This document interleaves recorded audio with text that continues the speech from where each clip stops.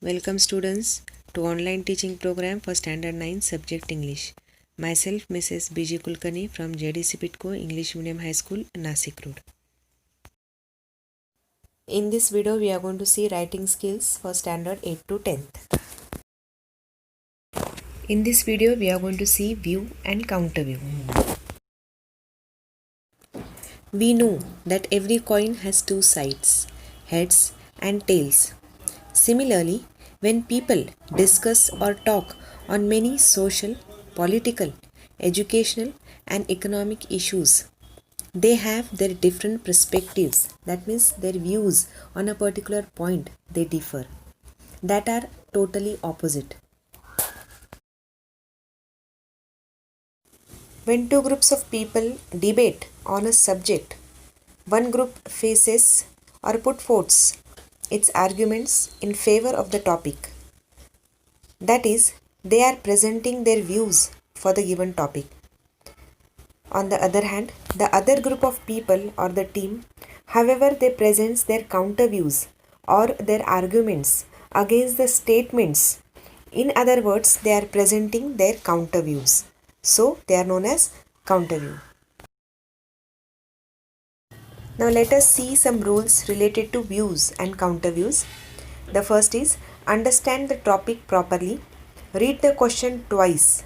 Think about different perspectives, that means different views which you can put forth while writing the topic. Second, present your ideas very logically. Third one, choose the appropriate vocabulary. When you are presenting, proper vocabulary should be there. Sentence formation is very much important. Number fourth is write points in paragraph format. Do not write in different points. In approximate 110 to 120 words it should be, or 18 to 20 lines. Do not be aggressive while writing the topic, and an appropriate title should be given. Specify if the passage is a view or a counter view. Let us study in short what is view. View is the statement about any topic. That means you are giving your statement for the topic. It is also called as debate for motion. Here, all the supportive good points of the view statements are given. When you have to discuss for the certain topic, definitely you are going to put forth your positive points or your good points for that particular topic is known as viewpoint. Whereas counter view means it is a negative statement of the view topics, what you are going to discuss, what you are going to put forth. It is also called as debate against the motion. In the counter view, all the bad points of the view topics are put forth when you are discussing certain topic. Now let us see different tips of writing counter view. It includes all relevant points. Relevant means related to whatever topic is given to you. You have to put points very forcefully so that it must have certain impact on the readers. While providing the data and statistics to prove certain points, you have to give certain data, certain information you have to provide. Give proper information but don't preach. That means you are not supposed to teach here, but whatever information related to the topic is there, you are going to put forth very clearly. While using or while writing the counter view, use easy or simple language, but it should be correct also. Proper sentence formation plays a very important role. Do not offend any person. You have to be very particular, stick to the point and write clearly. Do not put forth any political, racial or such statements when you are writing your counter view. And the last important point is, while writing your counter view, you are not supposed to write it in the point wise format. You are going to write in the paragraph format. Now let us see the scheme for writing view and counter view. Altogether it contains 5 marks. The first is your presentation. The answer to your counter view question is just like an argument against a certain topic which is given to you for the debate. You should write your answer as if you are writing in an argumentative article. That means appropriate counter view you are supposed to put forth. when certain question or certain topic is given to you. The points in your counter view should be more confirmed. In fact, you should think very previously about the topic or the point should be well in advance decided by you in your mind. You should be more convincing, and you should try to clear all the doubts that the readers may have regarding the views what you are expressing or what they are expressed previously. That contains 2 marks. The third point is language, style or grammar. The language and the vocabulary that you are going to use, it should be very much formal and rhetorical. Certain rhetorical questions also you are supposed to ask. You may ask questions that may or that make the readers more think very deeply and seriously. You may use your exclamation marks also to express your strong opinion regarding whatever counter view you are expressing. So altogether, your language, the way you are expressing sentence formation, your style or whatever grammar, vocabulary you are using, that should be more appropriate and that should be related to the topic, what counter view you are expressing on the certain topic. So altogether, marking scheme for view and counter view contains 5 marks. Now let us solve an example. Write a paragraph on your views regarding importance of teachers in the digital age. Now here counter view question is given to you, which is mentioned here. A counter view means, as I have told you, all negative, that means bad points or negative points. Teachers, being human, are limited in their scope of knowledge. Some points are given to you as a guideline. Second point is there are no limits when you are studying online. The third point is the internet gives us all the information we need. So these are your counter views. That means you're against. So here write a paragraph on your views. You are going to give your views. That means you are going to give your positive points related. That means you are for the topic. You are going to explain why you are for the topic. So, importance of teachers in the digital age. This is an example. We are going to discuss one example related to counter view. We are again going to discuss the other example related to view. So, both the examples will be more clear for you to write any whatever topic will be given to you. Now, let us start the counter view.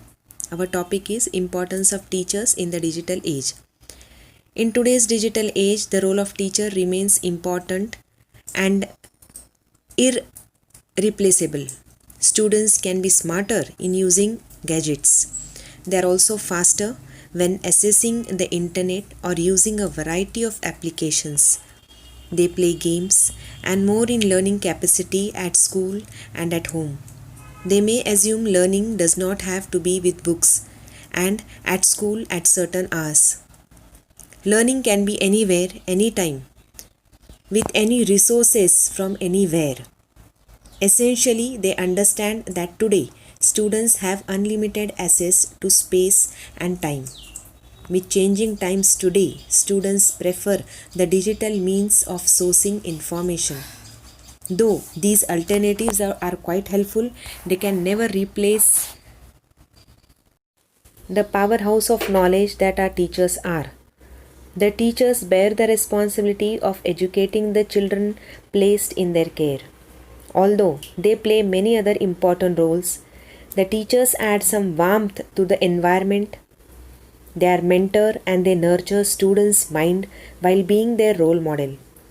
Even listening to their problems very closely and look for any signs of troubles in their learning as well as in their personal lives. Yes, students, definitely. Teachers, exactly when we think about teachers, they try to help the students in every possible way. They understand the students. Importance of teachers or human touch is very important. Without caring you, or they never understand, they try to understand in every possible way and they keep nurturing the students. However, nothing can match the level of education a learned individual can give us. Some things cannot be learned without an experienced hand guiding us. Definitely, everyone have their role model in their life. So definitely we must have, or teachers plays a very important role in mentoring the students in every possible way. Lastly, a computer cannot give us the same level of emotional warmth and care that a computer can easily do to make us feel comfortable. Definitely, that warmth or that human touch is very much necessary. That emotional sense of attitude is very much necessary when we think about a teacher in students' life. So these all were the counter views what we have written for certain question. Now let us see the second example. Write a paragraph on your counter views regarding homeschooling is better than learning in formal schools. Now here viewpoints are provided to you as a guideline. Let us see what is that. It's easier for students to learn in the comfort of their homes by themselves or from their parents. When they don't go to school, it is like that. There is no fixed syllabus or a pressure of exams. Children can sit and learn from home also. The parents can pay attention to their children anytime. Parents can give their time to the children as children are in the house only. They cannot be bullied by other students at home. So that is the main important. Nowadays various issues children face in the school. So that also can be avoided. So you are going to write a paragraph on your counter views. What is the topic? Homeschooling is better than learning in formal school. Now let us see what are the counter views regarding homeschooling is better than learning in formal schools. In the past, education was very casual. Youngsters would assemble under a tree and were educated by a scholarly individual. Students were instructed about trade, history, astronomy, dialects, and so on. From that point of view, the idea of self-teaching appeared. Kids were self-taught either by their guardians or by an instructor. However, there were a few drawbacks of self-teaching. For instance, kids who were self-taught did not have the sort of introduction that the students who went to class got. They didn't get the interact with different children of their age, consequently limiting their communication skills and overall development of their personality. Thus, formal schools were set up in the public arena to take into account the requirement for trainings in order to develop various skills among the children, among the students, in order to develop their personality level, intellectual level. Definitely formal schools were set up in different areas. Whatever training to be given to the students can be given very clearly. For a long time, schools not just took into account the advancement of the brain of the students, but additionally advanced to help the improvement of enthusiastic aptitudes. Various co-curricular activities which were introduced or which were added to the educational programs with the goal or keeping the point of view that the students will be well prepared out in the public speaking, their physical wellness, their music interest, and so on, with the help of other activities. This gave an opportunity to investigate his innovativeness and build up his hobbies rather than sticking to only studies or bookish knowledge. After some time, the schools began laying significantly more attention on these exercises with the goal that the students could build up an interest and focus on something besides studies. In short, overall personality of the students were more focused. It can in this manner be reasoned that conventional schools are better than home schoolings. Definitely when children sit in the house, they learn. Definitely it is more comfortable. They take their own time. That is everything good. But when children go out with other students, they learn more. In short, it adds to their personality development. I hope writing view and counter view is more clear to you. Two examples we have discussed, one example related to viewpoints and the other example related to counter viewpoints. Both the examples you are supposed to write in your composition notebook.